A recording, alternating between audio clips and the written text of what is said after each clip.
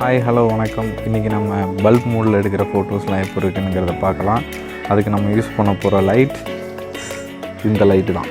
இந்த லைட்டை யூஸ் பண்ணி நம்ம பல்ப் மோடில் எப்படி ஃபோட்டோ எடுக்கிறதுன்னு பார்க்கலாம்.